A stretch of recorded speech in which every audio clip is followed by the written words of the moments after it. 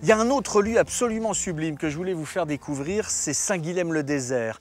C'est un village qui est tapi autour de son abbaye, qui est sans doute la plus émouvante du département. Une étape sur les chemins de Saint-Jacques-de-Compostelle que les pèlerins appelaient la rose au cœur des montagnes. Alors, je vous propose de partir humer l'odeur de cette abbaye et des vieilles pierres dans cet endroit magique qu'est Saint-Guilhem-le-Désert. C'est au son du doux chant des oiseaux que se réveille le charmant village de Saint-Guilhem-le-Désert.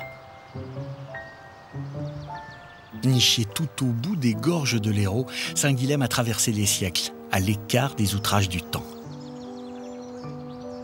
Avec ses ruelles bordées de maisons en pierre, ses fleurs qui embaument l'atmosphère et ses sources qui alimentent de généreuses fontaines, Saint-Guilhem est l'un des plus beaux villages de France. Un village qui abrite 250 habitants, dont Jacques, qui a élu domicile ici voici 18 ans. Depuis l'enfance, ce Montpelliérain est amoureux fou de ces pierres millénaires. On a un village qui est blotti entre collines et rochers, et on a cet esprit comme ça du bout du monde. C'est extraordinaire, regardez comme c'est beau, on a ces couleurs magiques. C'est Saint-Guilhem-le-Désert. C'est là où on devient, et ce village renforce les âmes. Pour réaliser son rêve et s'installer à Saint-Guilhem, Jacques a tout quitté. Il a abandonné son entreprise d'emballage pour réaliser ce rêve et devenir centonnier ici. Tiens, Florent, tiens, on va transformer un petit peu ça. On va y faire une petite forge. Dans son atelier avec son ami Florent, il fabrique des santons, ces petites figurines de plâtre qui représentent la vie d'autrefois. Et donc, c'est un travail un petit peu de folie, quoi. C'est des pièces uniques par moment, ce sont des pièces donc moulées par d'autres. Et il faut que ce soit criant de vérité. Nos santons sont en mouvement, il faut qu'ils soient criants de vérité. Aujourd'hui, Jacques vend ses santons partout dans le monde et rien ne lui ferait quitter son petit coin de paradis. Mon coin préféré, c'est de me mettre là et de regarder un petit peu les gens qui descendent de la rue. Et on a une vue assez surprenante là, quand on peut se reposer. Et souvent, je suis là et les gens me demandent... Ouais, je suis en train de penser au futur santon que l'on va faire. Je crois que peut-être un petit peu des idées. Jacques ne risque pas de manquer d'inspiration. Le village accueille près de 800 000 visiteurs chaque année. Tous sont séduits par l'ambiance délicieuse qui règne ici. Dans le village, toutes les maisons et toute leur fantaisie semblent sorties de l'imagination d'un auteur de contes de fées. Saint-Guilhem-le-Désert fait le bonheur des touristes, mais pas seulement.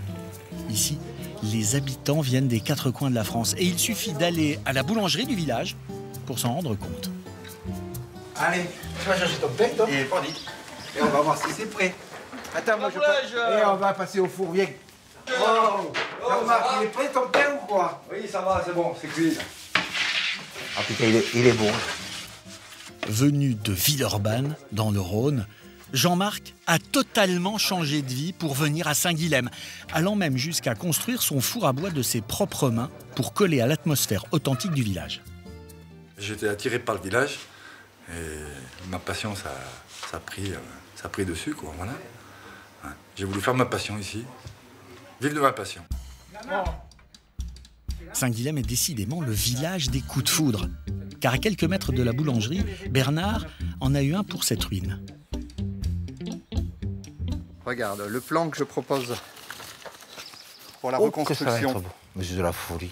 Mais tu es un fou, hein. Tu fais partie des fous du village. Hein? On va t'appeler le Fada, toi, le deuxième. Alors, le il y premier, avait- c'est moi, hein. Un projet fou, effectivement, mais un projet à la mesure de l'amour que ce Lorrain porte à Saint-Guilhem.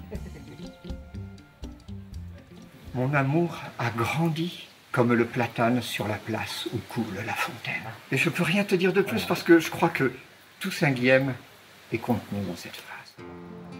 Si Bernard devient volontiers mystique pour parler de son village, c'est sans doute parce que depuis des siècles, la superbe abbaye de Gélone y est un haut lieu de pèlerinage. Depuis plus d'un millénaire, elle est le joyau de Saint-Guilhem.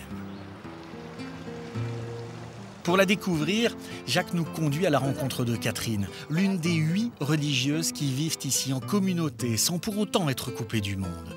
Car cette abbaye est avant tout un lieu ouvert, et les visiteurs se pressent pour en admirer la somptueuse église romane. Un lieu magique qui touche au cœur les visiteurs, comme en témoignent les messages laissés ici et lus par la religieuse.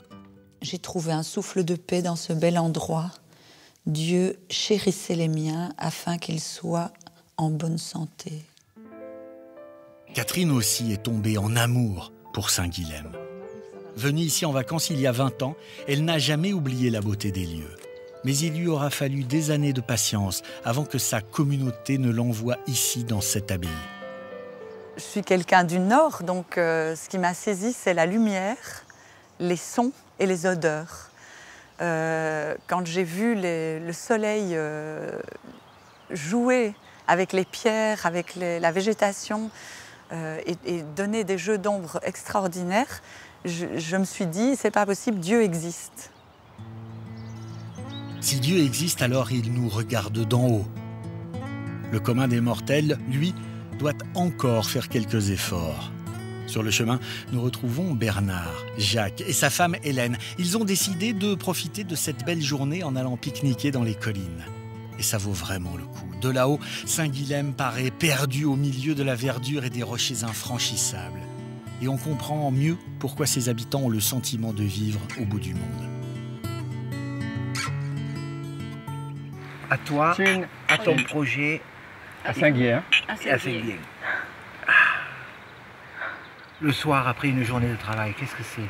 C'est là où on peut se ressourcer, c'est là où on peut être et s'armer pour le lendemain.